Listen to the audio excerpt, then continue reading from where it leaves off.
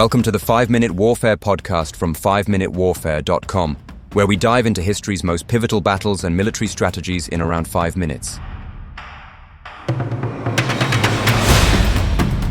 If you enjoy the show and would like to support us, please consider buying us a coffee. Head on over to 5minutewarfare.com/coffee to see how. This is episode 15, the Siege of Vienna. Ottoman ambitions versus European defenders.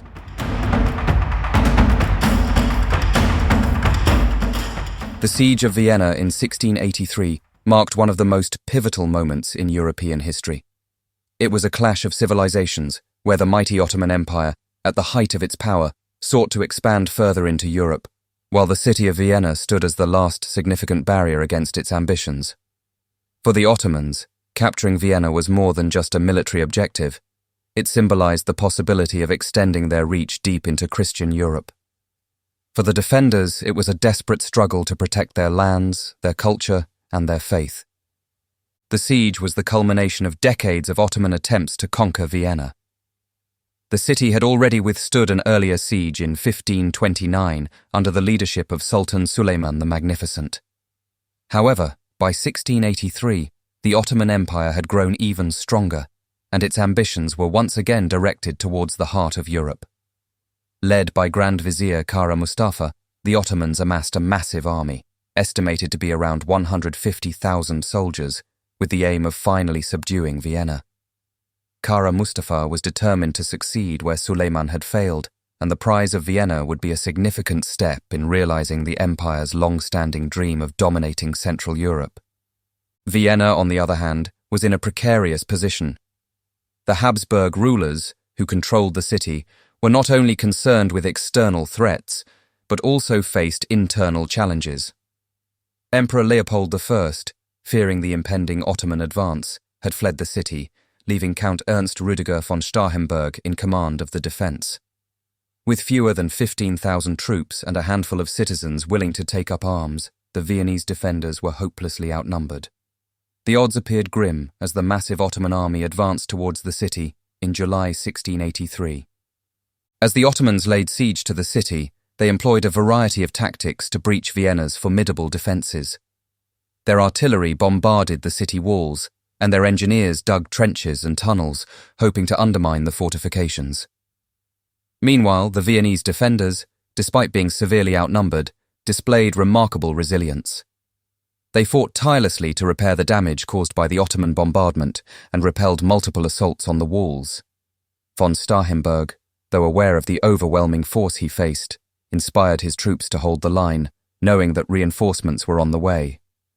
The relief force, known as the Holy League, was a coalition of European powers brought together by their shared fear of Ottoman expansion. The Polish-Lithuanian Commonwealth, the Holy Roman Empire, and several smaller German states formed the core of this alliance. At its head was the charismatic Polish king, John III Sobieski, whose leadership would prove decisive in the battle to come. Sobieski's army, although much smaller than the Ottoman force, was renowned for its discipline and cavalry, particularly the famous Polish winged hussars, who would play a critical role in the coming battle. As the siege wore on, the situation inside Vienna grew increasingly desperate. Supplies were running low, and disease was spreading among the population. Despite this, the defenders held firm, knowing that the fate of not just Vienna, but all of Europe hung in the balance.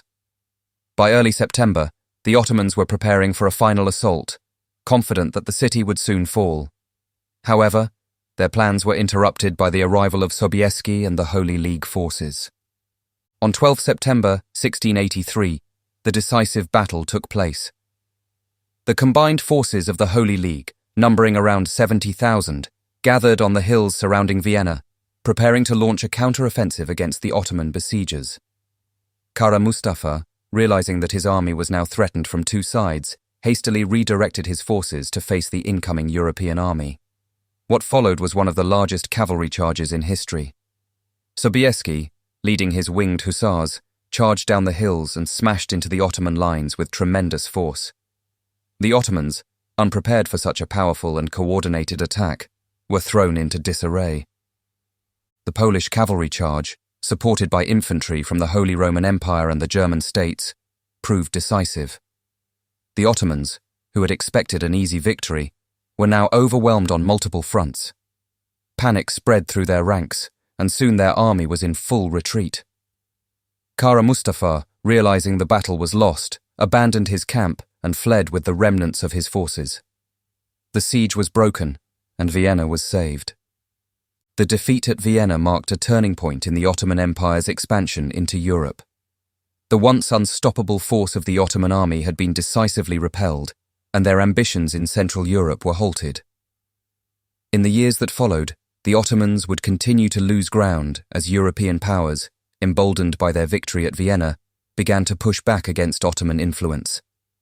For the Europeans, the victory at Vienna was seen as a triumph of Christian unity against a common enemy. John III Sobieski, in particular, was hailed as a hero across Europe, and his leadership during the battle became the stuff of legend. The battle also had significant cultural and religious implications, reinforcing the divide between the Christian West and the Muslim East. However, it is important to note that the conflict was not solely a religious one. Political, economic, and territorial ambitions also played a crucial role on both sides. The Siege of Vienna in 1683 remains one of the most significant battles in European history. It was a clash between two great powers, each vying for dominance in a rapidly changing world. For the Ottomans, it was the end of their expansion into Europe, marking the beginning of their gradual decline. For the Europeans, it was a moment of unity and resilience, demonstrating their ability to resist even the most formidable of foes. The battle serves as a reminder of the complex interplay of politics, religion, and warfare that shaped the course of history in the early modern period.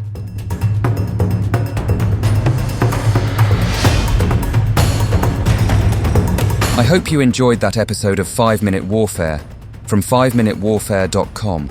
If you did, please leave us a review wherever you get your podcasts, and while you're there, don't forget to subscribe so you don't miss any future episodes.